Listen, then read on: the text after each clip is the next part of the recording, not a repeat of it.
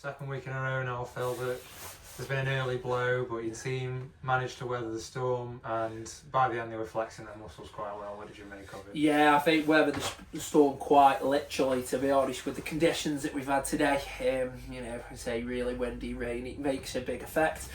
I think it took us a little bit to get used to it. I think we're used to the ball getting into feet or just next to us, but today it naturally held. We couldn't quite get the distances.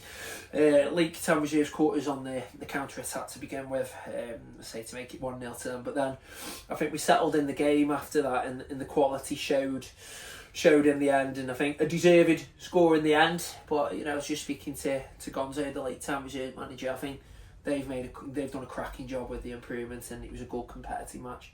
There's some good goals and some standout performances on our end. What were your highlights? Yeah, I think, as I say, when you're going in towards half time and we've hit the bar and the post about 4 times and missed, a few opportunities you actually score, you're wondering, is it going to be one of those days? But Taylor manages to score, and then I think Beth got a cracking goal as well, and then we managed to finish it off. To make it 3-1. I think, as I say, the goals, we were well taken goals by all 3 of them, but I think it's a case of some good defensive performances as well. Again, we've just said in the changing room, it's easy to switch off when you haven't got loads to do when the conditions are bad. But I think Jess in goal, and I think the back 3, say Jodie, Connie, AJ, all stepped in, did a real good job and kept focused. That inspires you to go on and trust us to go and attack, and they've all done a good job in the end. Without playing devil's advocate, just must mention that in the first half the chances missed, missed is in speech marks. Yeah.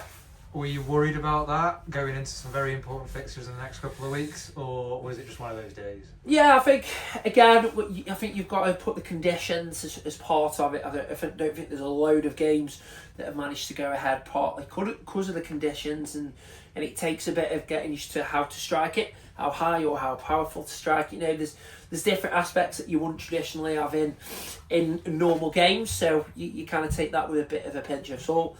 Yes, we could have scored more, we should have scored more, but it is what it is at the end of the day. It's business well done, job well done, and we move on to what will be a difficult game next Sunday away at AFC Telford. But I think it's one of those, you take, again, the positives out of it, and we go from there and get another good week under our belts. So going forward, I always ask you this question. Yeah. Will you be working on anything specific, or do you think the girls are getting to a point in the season when they're peaking or reaching their optimal performance level?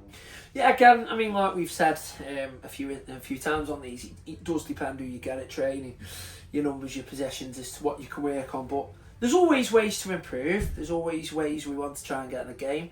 I mean, as people know, I'm very, very keen on keeping the ball possession and the intensity and the hard work. So we'll want to work on that. We're aware that next week it's on another 3G pitch, which again will put it highlights into keeping possession and hold of the ball. So those elements will go ahead, and we'll keep working on the fitness and go that way. But there's always elements you can work on, even when you do peak into the season. We've still got plenty of games, so there'll be 1 or 2 aspects that we'll look back on and think, can we get working on that, and then we'll head into next Sunday. Nice one, cheers. Nice one, cheers, mate.